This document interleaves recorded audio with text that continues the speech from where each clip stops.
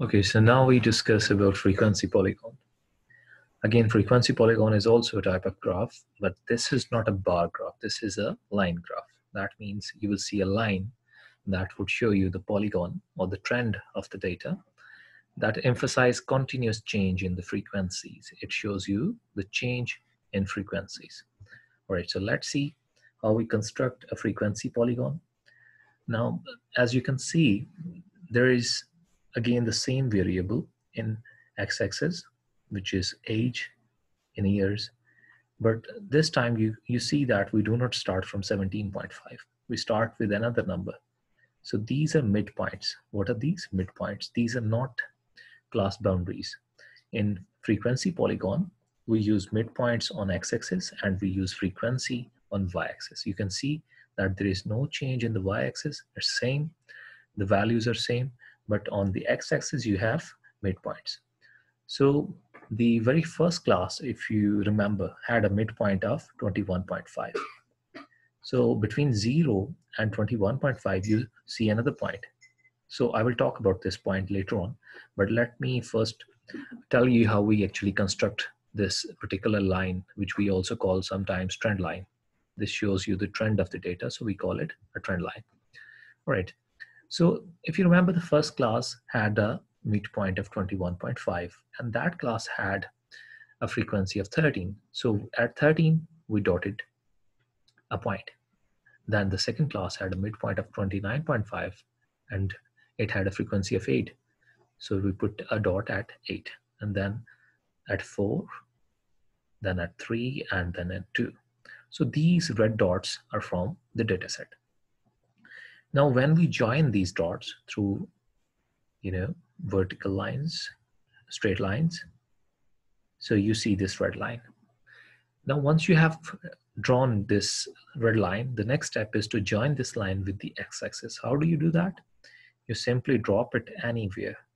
Best is that you calculate the distance between one midpoint to the other midpoint and have an extra midpoint where you can join it to the x-axis. Same here, that you would draw a point between 0 and 21.5, somewhere, anywhere, it could be anywhere, and you drop the line over there.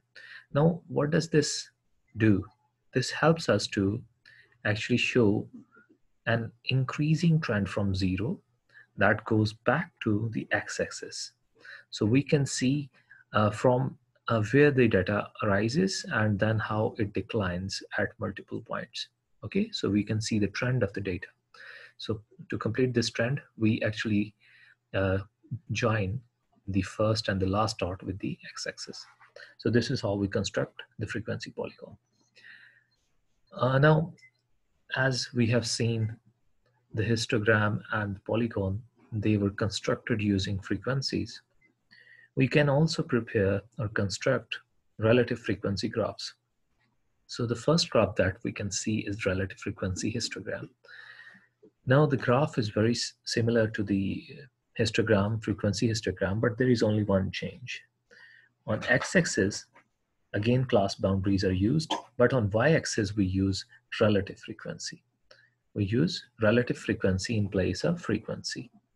So if you remember, the relative frequency is in percentages or decimal points. So you can see the decimal points here. Again, this scale needs to be exhaustive. That means the highest point of the relative frequency in your data should fall on this scale. So you will see a very similar set of bars. If you look at the frequency histogram and relative frequency histogram, the bars will show the same trend. Why? Because the data set is same, the frequency is same. Again, the relative frequency of classes would be proportionately same. So here we have proportions that 43.3% of data is in this bar, 26.7% of data is in this bar. And by bar, I mean this particular class, which starts from 17 point and ends at 25.5. The next class starts from 25.5 and goes up to 33.5 and has 26.7% of the data set in it, right? And so on. So this is how we construct a relative frequency histogram. So in the general frequency histogram, you will see that we can assess the frequencies through the height of the bar. But in relative frequency histogram, we can look at the proportions of data in a particular data value, in a particular class of data values. All right. Then there is cumulative frequency graph, which is sometimes called ogive. It is also a line graph. It is also a line graph, but this line graph actually keeps increasing. It has an upward movement. Why is that? Because this is based upon cumulative frequency, and cumulative frequency, as you know, accumulates on the frequency of previous classes. So as you keep increasing in the class limits, class boundaries, you see that there is also an increase in the frequency.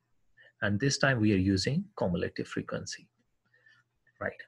So the first class, which actually ends at 25.5, had a cumulative frequency of 13. Then 33.5, 13 plus 8, that is around 22, 21, sorry, right? And so on. So it goes up to 30, which is the total number of frequencies, the overall cumulative frequency for the last class. So this is how you construct ogive. Again, you join the first value somewhere on the x-axis. Sometimes it all depends upon the kind of variable that you're working on, because ages are usually not ages of student, they do not usually start from 0, they start from 5 and onwards. So that's why you can attach it to 0. But if you're working with temperature or some other variable that has a 0 value, so you can attach the last point with 0 also. Okay, just to construct the trend line, just to complete it. Remember, you never join the last data point with the x-axis. Why? Because in ogive we only see the upward rising trend, increasing trend. And there is a particular use of this graph. For example, what if I want to know that how many people actually fall at the age of 40? How many people fall at the age of 40? I will just have a vertical line here, and I will see that how many people are there, and they will be around 22 or 23, right? And again, if I want to see that, what about 15 people? If I want to look at the lowest 15 people's age, then I just draw a horizontal line, and it will intersect with the trend line on this point, which is around 26 or 27. So I would say that the lowest 15 people are actually younger than 27 years of age, right? So this is how you can interpret this graph. All right, thank you.